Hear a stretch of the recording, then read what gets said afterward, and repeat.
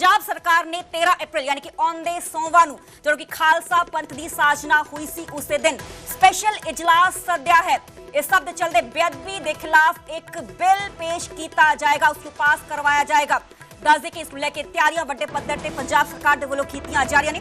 जो जागत जोग एक्ट है 2008 उस सोध की जानी है, अमेंडमेंट की जानी है। हुण गल करेंगे एसजीपीसी की। एसजीपीसी के वालों 6 अप्रैल को पंथक इकत्तरता सदी गई सी। बुद्धिजीवी इस पंथक इकत्तरता शामिल हुए सी, गलबात की गई सी, अपने विचार सारे विद्वाना ने बुद्धिजीवियों ने रखे से। तो उस तो बाद एसजीपीसी के वालों एक पैनल का गठन किया गया सी ते हुण एसजीपीसी के बुद्धिजीवी पैनल ने सरकार तो मांग की है। बेअदबी विरोधी कानून को लेकर सीएम के नाम एक मांग पत्र लिखा गया। इस पैनल के वालों जागत जो सत्कार एक्ट 2008 सोध ना की जाए, अमेंडमेंट ना की जाए। बुद्धिजीवी कमेटी इस गल का जिक्र कर रही है, मांग कर रही है। जागत जो श्री गुरु ग्रंथ साहब सत्कार एक्ट 2008 बदलाव तो गुरेज किया जाए, यानी कि सीधे तौर पर कहने की कोशिश की जा रही है कि नवा बिल लिया जाए। जो पुराना बिल है, एक्ट है, उस कोई भी छेड़छाड़ ना की जाए। कमेटी कह रही है कि 2008 के एक्ट को कमजोर करने की कोशिश ना की जाए, इसकी थां वखरा कानूनी ढांचा बनाया जाए। बिल का खरड़ा कमेटी नाल साझा किया जाए, यह भी मांग कमेटी के वालों की गई है। धार्मिक बेअदबी विरुद्ध सख्त कानून जरूरी है पर वखरा ढांचा बने, ये मांग कमेटी के वालों की गई है। जागत जो श्री गुरु ग्रंथ साहब सत्कार एक्ट 2008 विशेष तौर पर सिख पवित्र ग्रंथ की छपाई, प्रकाशन और स्टोरेज को नियंत्रित करता है।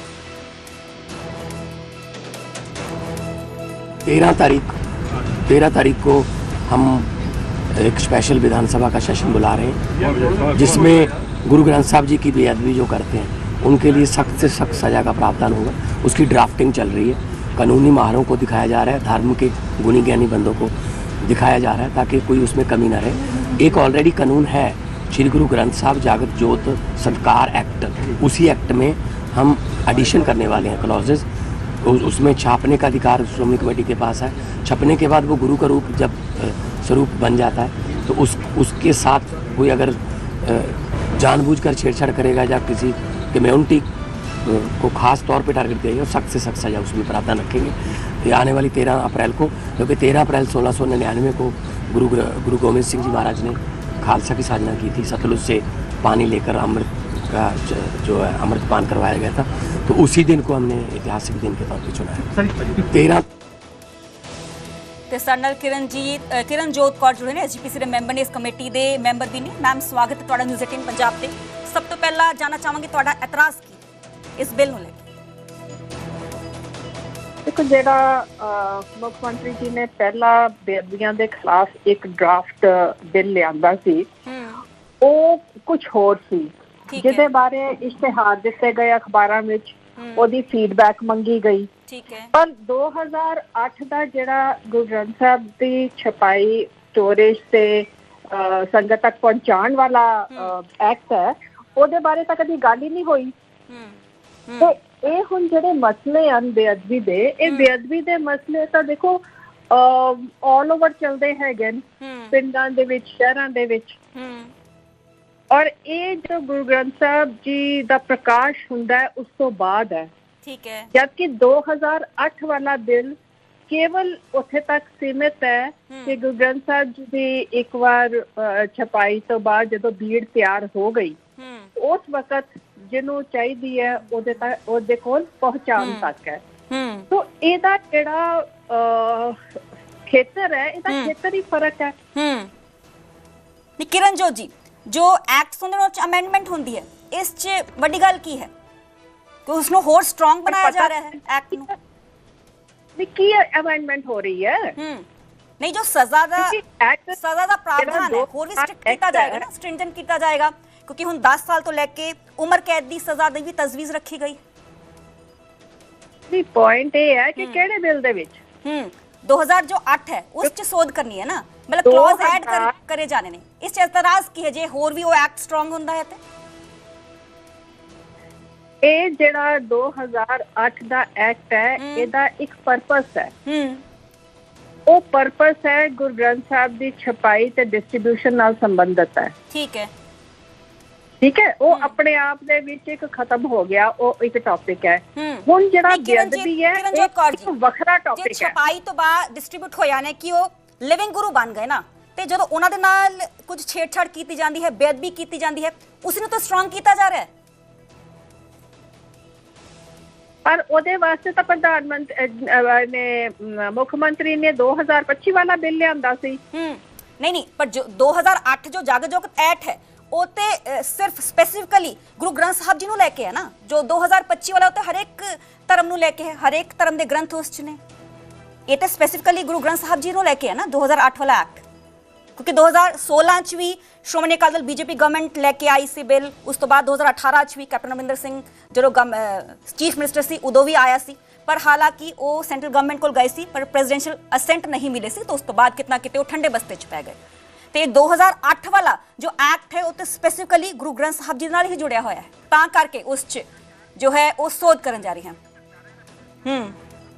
ਜੀ ਮਸਲਾ ਤਾਂ ਨਹੀਂ, ਮਸਲਾ ਇਹ ਹੈ ਕਿ ਗੱਲ ਤਾਂ ਸ਼ੁਰੂ ਹੋਈ ਸੀ ਬੇਅਦਬੀ ਦੇ ਜਿਹੜੇ ਦੋਸ਼ੀ ਹਨ ਉਹਨਾਂ ਨੂੰ ਸਖਤ ਸਜ਼ਾਵਾਂ ਦੇਣ ਵਾਸਤੇ, ਠੀਕ ਹੈ। ਉਹਦੇ ਵਾਸਤੇ ਸਰਕਾਰ ਨੇ ਇੱਕ ਪ੍ਰਸਤਾਵਿਤ ਬਿੱਲ ਪੇਸ਼ ਕੀਤਾ। 6 ਮਹੀਨੇ ਉਸ ਤੋਂ ਬਾਅਦ ਸਰਕਾਰ ਨੇ ਉਸ ਤੋਂ ਵਿਡਰਾ ਕਰ ਲਿਆ।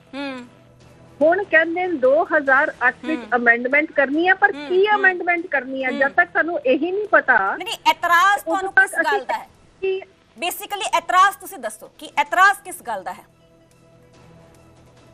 ਇਤਰਾਜ਼ ਤਾਂ ਜੋ ਪਹਿਲੇ ਦੱਸਿਆ ਕਿ ਜੋ ਇਸ ਬਿੱਲ ਦਾ ਪਰਪਸ ਹੈ ਉਹ ਪਰਪਸ ਇਸ ਬਿੱਲ ਦੇ ਵਿੱਚ ਪੂਰਾ ਹੋ ਰਿਹਾ ਹੈ। ਹੁਣ ਇੱਕ ਐਡੀਸ਼ਨ ਹੈ ਜੋ ਕੀਤੀ ਜਾ ਰਹੀ ਹੈ, ਜਿਹੜੀ ਐਡੀਸ਼ਨ ਕੀਤੀ ਜਾ ਰਹੀ ਹੈ ਤੇ ਪਹਿਲਾਂ ਸਾਨੂੰ ਦੱਸੋ ਤਾਂ ਸਹੀ ਕੀ ਚਾਹੁੰਦੇ ਕੀ ਹੋ। ਅੱਛਾ, ਬੇਸਿਕਲੀ ਤੁਸੀਂ ਕਹਿ ਰਹੇ ਹੋ ਕਿ ਖਰੜਾ ਸਾਨੂੰ ਦੋ, ਖਰੜਾ ਨਹੀਂ ਮਿਲਿਆ। ਸਿਰਫ ਖਰੜੇ ਦੀ ਗੱਲ ਨਹੀਂ ਹੈ, ਉਹਦੀ ਐਕਸਪਲੇਨੇਸ਼ਨ ਕੀ ਹੈ, ਪਰਪਸ ਕੀ ਹੈ ਕਿ ਤੁਸੀਂ ਇਹ ਜਿਹੜਾ 2008 ਦਾ ਕਿਰਨਜੋਤ ਕੌਰ ਜੀ ਪਰਪਸ ਤੇ ਬਿਲਕੁਲ ਕਲੀਅਰ ਹੈ ਕਿ ਉਸ ਐਕਟ ਨੂੰ ਹੋਰ ਸਟਰੋਂਗ ਬਣਾਇਆ ਜਾਣਾ ਹੈ ਤੇ ਉਸ ਚ ਸੋਧ ਇਸ ਕਰਕੇ ਕੀਤੀ ਜਾ ਰਹੀ ਹੈ ਕਿਉਂਕਿ ਉਹ ਆਲਰੇਡੀ ਐਕਟ ਬਣਿਆ ਹੋਇਆ ਹੈ, ਕਾਨੂੰਨ ਬਣਿਆ ਹੋਇਆ ਹੈ।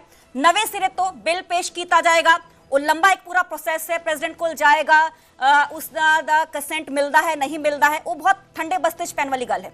ਜੇ ਇਸ ਚ ਸੋਧ ਕਰਕੇ ਕਾਨੂੰਨ ਹੋਰ ਸਟਰੋਂਗ ਹੁੰਦਾ, ਇਸ ਵਿੱਚ ਦਿੱਕਤ ਕੀ ਹੈ? ਮੈਨੂੰ ਇਹ ਤੁਹਾਡੇ ਸਵਾਲਾਂ ਤੋਂ ਇਹ ਨਹੀਂ ਸਮਝ ਆ ਰਹੀ ਕਿ ਇਹ ਕਾਲ ਕਿਸ ਚੀਜ਼ ਦੀ ਹੈ। ਅਗਰ ਇੱਕ ਕਾਨੂੰਨ ਬਣਨਾ ਹੈ ਔਰ ਉਹ ਬਣਨਾ ਹੈ ਲੰਬੇ ਸਮੇਂ ਲਈ, ਤੇ ਕਾਲ ਕਿਹੜੀ ਗੱਲ ਦੀ ਹੈ? ਜੇ ਟਾਈਮ ਲੱਗਦਾ ਵਿਚਾਰ ਕਰੋ, ਲੱਗਦਾ ਟਾਈਮ ਤੇ ਲਾਓ ਟਾਈਮ। ਕਾਲੀ ਦੀ ਕਿਹੜੀ ਗੱਲ ਹੈ ਇਹਦੇ ਚ? ਬੇਸਿਕਲੀ ਤੁਸੀਂ ਕਹਿ ਰਹੇ ਹੋ ਕਿ ਤੁਹਾਡੇ ਨਾਲ ਵਿਚਾਰ ਵਿਮਰਸ਼ ਨਹੀਂ ਕੀਤਾ ਗਿਆ।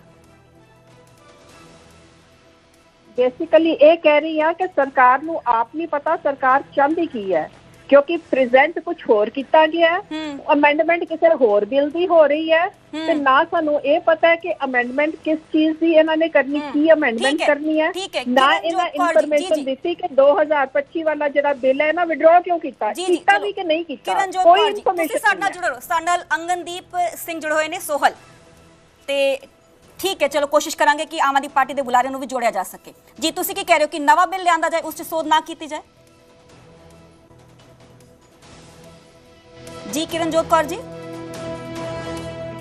ਜੀ ਨਹੀਂ, ਜੋ ਵੀ ਕਰਨਾ ਚਾਹੁੰਦੀ ਹੈ ਸਰਕਾਰ ਉਹਦਾ ਡਰਾਫਟ ਦੇ ਤੇ ਫਿਰ ਉਹਦੇ ਤੇ ਕੋਈ ਓਪੀਨੀਅਨ ਹੁੰਦੀ ਹੈ ਨਾ, ਡਰਾਫਟ ਤੋਂ ਬਗੈਰ ਥੋੜੀ ਓਪੀਨੀਅਨ ਹੁੰਦੀ ਹੈ। ਅੱਛਾ, ਬੇਸਿਕਲੀ ਇਤਰਾਜ਼ ਹੈ ਕਿ ਤੁਹਾਨੂੰ ਡਰਾਫਟ ਨਹੀਂ ਮਿਲਿਆ, ਤੁਹਾਡੀ ਓਪੀਨੀਅਨ ਨਹੀਂ ਲਈ ਗਈ, ਇਹ ਗੱਲ ਹੈ। ਕਿਉਂਕਿ ਪਿਛਲੇ ਤਕਰੀਬਨ 4-4.5 ਸਾਲ ਤੋਂ ਵਿਰੋਧੀ ਲਗਾਤਾਰ ਇਸ ਗੱਲ ਦਾ ਜ਼ਿਕਰ ਕਰ ਰਹੇ ਨੇ ਕਿ ਸਰਕਾਰ ਨੇ ਬੇਅਦਬੀ ਦੇ ਖਿਲਾਫ ਕੋਈ ਸਖਤ ਕਾਨੂੰਨ ਨਹੀਂ ਬਣਾਇਆ।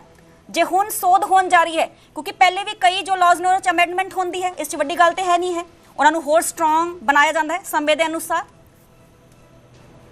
ਨਹੀਂ, ਇਹ ਸਰਕਾਰ ਨੇ ਤਾਂ ਪਾਵਰ ਚਾਣ ਤੋਂ ਪਹਿਲੇ ਇਹ ਕਿਹਾ ਸੀ ਕਿ ਜਿਹੜਾ 2015 ਦੀ ਬੇਅਦਬੀ ਹੋਈ ਸੀ ਉਹਦੇ ਖਿਲਾਫ ਸਭ ਤੋਂ ਪਹਿਲੇ ਐਕਸ਼ਨ ਲਿਆ ਜਾਏਗਾ, ਤੇ ਉਸ ਪਾਸੇ ਸਰਕਾਰ ਕਿਉਂ ਨਹੀਂ ਤੁਰੀ? ਫਿਰ ਜਿਹੜੀਆਂ ਆਲਰੇਡੀ ਬੇਅਦਬੀਆਂ ਹੋਈਆਂ ਉਹਨਾਂ ਦਾ ਕੀ ਰਿਜ਼ਲਟ ਨਿਕਲਿਆ? ਸਰਕਾਰ ਦੀਆਂ ਕਿੰਨੀਆਂ ਕਨਵਿਕਸ਼ਨਸ ਹਨ? ਤੇ ਕੀ ਇਹ ਪੋਲੀਟੀਕਲ ਗੇਮ ਹੈ ਜਾਂ ਵਾਕਿਆ ਸਰਕਾਰ ਸੁਹਿਰਦ ਹੈ ਕਿ ਕੁਝ ਕਰਨਾ ਚਾਹੁੰਦੀ ਹੈ? ਤੇ ਜੇ ਸੁਹਿਰਦ ਹੈ ਤਾਂ ਉਹਨਾਂ ਨੂੰ ਜੋ ਕੁਝ ਵੀ ਹੈ ਪਬਲਿਕ ਪਲੇਟਫਾਰਮ 'ਚ ਗੱਲ ਕਰਨੀ ਚਾਹੀਦੀ ਹੈ, ਰੱਖਣਾ ਚਾਹੀਦਾ ਹੈ। ਇਹ ਥੋੜਾ ਨਾ ਕਹਿ ਦੋ ਕਿ ਜੀ ਜਿਹੜਾ ਇੱਕ ਸਥਾਪਿਤ ਬਿੱਲ ਹੈ ਅਸੀਂ ਅਮੈਂਡਮੈਂਟ ਕਰਾਂਗੇ। ਦੱਸੋ ਜੀ ਤੁਸੀਂ ਕਰੋਗੇ ਕਿਉਂ ਕਰੋਗੇ? ਲੋਕਾਂ ਦੇ ਨੁਮਾਇੰਦੇ ਹੋ ਤੇ ਲੋਕਾਂ ਨੂੰ ਦੱਸੋ ਤਾਂ ਸਹੀ ਨਾ, ਕਿਉਂ ਕਰੋਗੇ ਤੇ ਕੀ ਕਰੋਗੇ? ਕਰੋ ਬਿੱਲ ਤੇ ਆਏਗਾ ਤੇ उस दौरान भी ये जो बिल पेश किया जाएगा विस्तार ਨਾਲ ਸਾਰੀਆਂ ਗੱਲਾਂ ਰੱਖੀਆਂ ਜਾਣਗੀਆਂ ਕਿਉਂਕਿ ਅੱਜ ਵੀ ਸੀਐਮ ਭਗਵੰਤ ਮਾਨ ਦੀ ਇਸ ਤੇ ਇੱਕ ਪ੍ਰੋਪਰ ਸਟੇਟਮੈਂਟ ਆਈ ਹੈ। ਉਹਨਾਂ ਨੇ ਕਿਹਾ ਹੈ ਕਿ ਜੋ 2008 ਦਾ ਐਕਟ ਹੈ ਸਪੈਸੀਫਿਕਲੀ ਗੁਰੂ ਗ੍ਰੰਥ ਸਾਹਿਬ ਜੀ ਨੂੰ ਲੈ ਕੇ ਉਸ 'ਚ ਅਸੀਂ ਸੋਧ ਕਰਾਂਗੇ, ਕਲੌਜ਼ ਐਡ ਕੀਤੇ ਜਾਣੇ ਨੇ ਤੇ ਅਸੀਂ ਆਲਰੇਡੀ ਇਸ ਦੀ ਡਰਾਫਟਿੰਗ ਕਰ ਰਹੇ ਹਾਂ। ਕਾਨੂੰਨੀ ਮਾਹਰ ਜਿੰਨੇ ਵੀ ਨੇ, ਗੁਣੀ ਗਿਆਨੀ ਜੋ ਲੋਕ ਨੇ, ਉਹਨਾਂ ਦੇ ਨਾਲ ਸਾਡੇ ਵੱਲੋਂ ਗੱਲਬਾਤ ਕੀਤੀ ਜਾ ਰਹੀ ਹੈ ਤੇ ਸਖਤ ਤੋਂ ਸਖਤ ਸਜ਼ਾ ਦਾ ਪ੍ਰਾਵਧਾਨ ਵੀ ਰੱਖਿਆ ਜਾਏਗਾ। ਇਹ ਤਾਂ ਚੰਗੀ ਗੱਲ ਹੈ। ਬਲਕਿ ਜਿਹੜੇ ਗੁਣੀ ਗਿਆਨੀ ਇਹਨਾਂ ਨੂੰ ਰਾਏ ਦੇ ਰਹੇ ਹੈਗੇ ਉਹ ਪਹਿਲੇ ਪਬਲਿਕ ਪਲੇਟਫਾਰਮ ਤੇ ਰੱਖਣ ਨਾ ਕੀ ਰਾਏ ਹੈ ਉਹਨਾਂ ਦੀ। ਅੱਛਾ, ਇਹ ਥੋੜਾ ਨਾ ਗੱਲ ਹੈ ਤੁਸੀਂ ਸਿੱਧਾ ਬਿੱਲ ਹੀ ਉੱਥੇ ਪਾਸ ਕਰੋਗੇ। ਇੱਕ ਪ੍ਰੋਸੈਸ ਹੁੰਦਾ ਹੈ, ਇੱਕ ਪ੍ਰੋਸੀਜਰ ਹੁੰਦਾ ਹੈ, ਕੰਸਲਟੇਸ਼ਨ ਹੁੰਦੀ ਹੈ। ਠੀਕ ਹੈ, ਠੀਕ ਹੈ। ਕੀ ਇਹਦੇ ਚ ਪੋਲੀਟੀਕਲ ਲਾਹਾ ਲੈਣਾ ਹੈ ਕਿ ਤੁਸੀਂ ਇੱਕ ਸੰਜੀਦਗੀ ਦੇ ਨਾਲ ਬਿੱਲ ਪੇਸ਼ ਕਰਨਾ ਹੈ? ਤੁਹਾਡਾ ਇਤਰਾਜ਼ ਹੈ ਕਿ ਤੁਹਾਡਾ ਵਿਚਾਰ ਵਿਮਰਸ਼ ਨਹੀਂ ਕੀਤਾ ਗਿਆ। ਇਹਨੂੰ ਨਾ ਇਹ ਇਹੋ ਜਿਹੇ ਬਲੈਕ ਐਂਡ ਵਾਈਟ ਨਹੀਂ ਕੁਐਸਚਨ ਔਰ ਆਨਸਰ ਹੁੰਦੇ ਜਿਸ ਤਰ੍ਹਾਂ ਦੇ ਤੁਸੀਂ ਕਰ ਰਹੇ ਹੋ। ਜਿੱਥੇ ਧਰਮ ਦਾ ਮਸਲਾ ਹੁੰਦਾ ਨਾ ਉੱਥੇ ਇਹੋ ਜਿਹੇ black and white question answer ਨਹੀਂ ਹੁੰਦੇ। ਮੈਂ ਬਲੈਕ ਐਂਡ ਵਾਈਟ ਸਵਾਲ ਨਹੀਂ ਕਰ ਰਹੀ, ਮੈਂ ਸਿੱਧਾ ਇਹ ਪੁੱਛ ਰਹੀ ਕਿ ਇਤਰਾਜ਼ ਕੀ ਹੈ। ਜੇ ਐਕਟ ਹੋਰ ਸਟਰੋਂਗ ਹੁੰਦਾ ਹੈ ਤੇ ਇਸ ਵਿੱਚ ਦਿੱਕਤ ਕੀ ਹੈ? ਬਾਰ-ਬਾਰ ਇੱਕੋ ਗੱਲ ਕਰ ਰਹੀ ਹਾਂ ਮੈਂ, ਤੁਹਾਨੂੰ ਸਮਝ ਹੀ ਨਹੀਂ ਆ ਰਹੀ। ਨਹੀਂ, ਮੈਨੂੰ ਸਮਝ ਆ ਰਹੀ, ਦਰਸ਼ਕਾਂ ਨੂੰ ਵੀ ਸਮਝ ਆ ਰਹੀ ਹੈ। ਦਿੱਕਤ ਪਹਿਲੇ ਇਤਰਾਜ਼ ਦੱਸਿਆ ਜਾਏ ਨਾ ਕਿ ਇਤਰਾਜ਼ ਕਿਸ ਚੀਜ਼ ਦਾ ਹੈ। ਇਤਰਾਜ਼ ਕਿਉਂ? ਜਦੋਂ ਇੱਕ ਬਿੱਲ ਜਿਹਦੀ ਨੌਇਅਤ ਔਰ ਜਿਹਦਾ ਪਰਪਸ ਇੱਕ ਹੈ, ਉਹ ਆਪਣੇ ਆਪ ਵਿੱਚ ਪੂਰਾ ਹੈ ਬਿੱਲ, ਤੁਸੀਂ ਉਹਦੇ ਵਿੱਚ ਕੀ ਐਡੀਸ਼ਨ ਕਰਨਾ ਚਾਹ ਰਹੇ ਹੋ ਤੇ ਕਿਉਂ ਕਰਨਾ ਚਾਹ ਰਹੇ ਹੋ? ਜਿਹੜਾ 2025 ਵਾਲਾ ਪ੍ਰੈਜ਼ੈਂਟ ਕੀਤਾ ਹੈ ਕਿ ਉਹ ਵਾਪਸ ਲੈ ਲਿਆ ਬਿੱਲ, ਜਿਹਦੇ ਸਰਕਾਰ ਨੇ ਇਸ਼ਤਿਹਾਰ ਵੀ ਕੱਢੇ ਸੀ, 6 ਮਹੀਨੇ ਦਾ ਸਮਾਂ ਵੀ ਦਿੱਤਾ ਸੀ ਕਿ ਇਹਦੇ ਬਾਰੇ ਰਾਏ ਦਿਓ ਕਿ ਉਹ ਸਟੈਂਡ ਕਰਦਾ ਹੈ ਕਿ ਨਹੀਂ ਕਰਦਾ। क्लियर तो करो। ठीक है, चलो मैम, वैसे वो बिल अलग है क्योंकि वो हर धर्म के जो ग्रंथ ने उन्होंने रिलेटेड बिल है जो 2025 च लेके आई सी सरकार। ते वो बेअदबी वास्ते ओही लियांदा ना सरकार ने। ते ओ तो करिए, ਇਹਦਾ मतलब है कि ਉਹਦੇ ਵਿੱਚ ਫਲॉ ਸੀ।